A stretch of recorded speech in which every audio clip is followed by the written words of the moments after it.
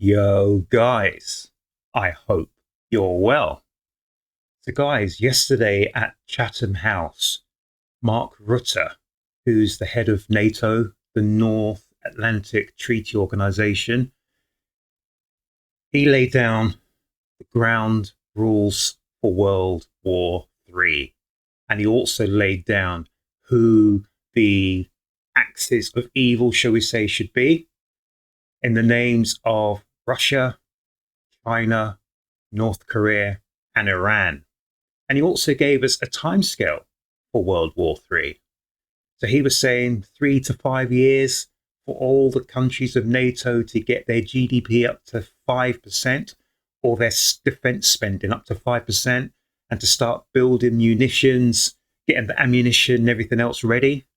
So guys, it's not a case of if, but it's more a case of when we shall approach and when winter will start to arrive.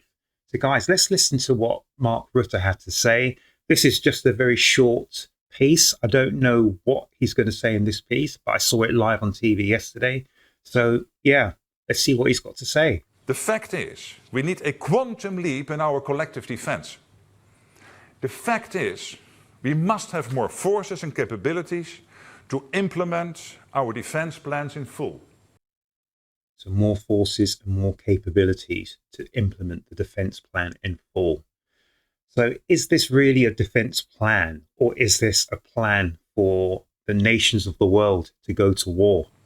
The fact is, danger will not disappear, even when the war in Ukraine ends. See? So, something's gone wrong here. So sorry about that, guys. I had some technical issues there. Had to get this back on track. So Mark Rutte has just said that we still need to build towards building up our defenses, building up our strongholds, even when and if the Ukraine-Russia war ends.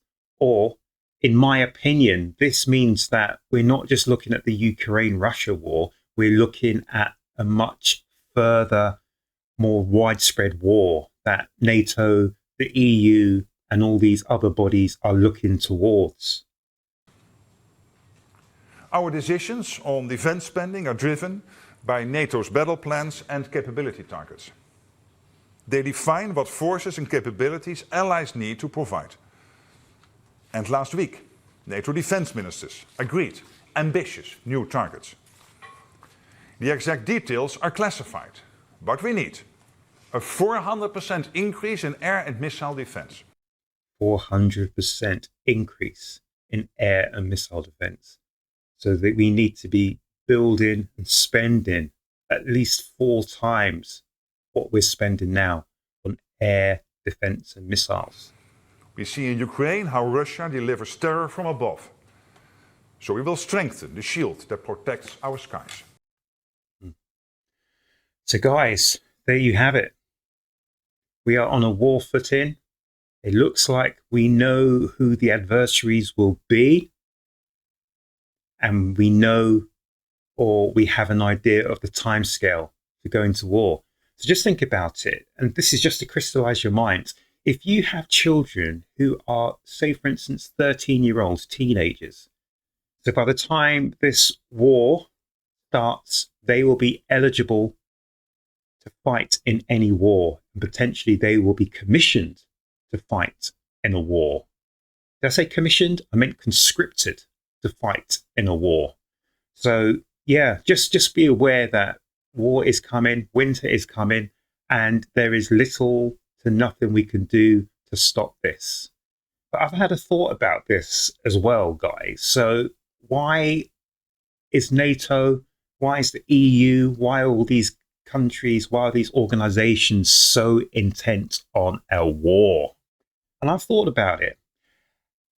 If you look at how society is made up now, there are more people who are speaking out, more people talking about freedom of speech, more people venting, more people who are causing a problem to governments, to organizations, to the globalists, let's call them, this, that, and a third, blah, blah, blah. So a war is a good chance to get rid of people like me. And they will get rid of people like me in any future war. So people like me will start to disappear, whether we are conscripted and we fall and lay down on the battlefield, or we just disappear. And if you think about it, so with a great war, they will then be able to rebuild nations, rebuild societies from whoever's left. And whoever's left will probably and possibly be much more compliant once they see the devastation of what war really does. So 8 billion people, I don't know, is it 8 billion people on this earth? 8.8 billion people? Who knows? Who knows how many people will perish in a future war? And whoever is left, I'm certain, will be much more malleable, much more compliant, and much more prepared to go ahead with the Great Reset. Anyway, guys, let me know down here in the comment section what you think. Are you happy that we are being pushed and maneuvered towards a war? Remember, Rutte said that even when the Ukraine-Russia war finishes and ends, even if it ends tomorrow, they will still push ahead at least 4 times production levels of today. So don't pat yourselves on the backs and cheer and hug and kiss if there is a peace treaty in any day, anytime soon between Russia and Ukraine, because all that means is that then the nations can focus on pushing towards a bigger and even a greater war. So guys, be prepared. Don't be alarmed, but be prepared. And yeah, just, I don't even know what to say, but let me know down here in the comment section what you think. What are your thoughts and what are your fears? But guys, make certain you look after yourselves, you look after each other, and please come back to the next one.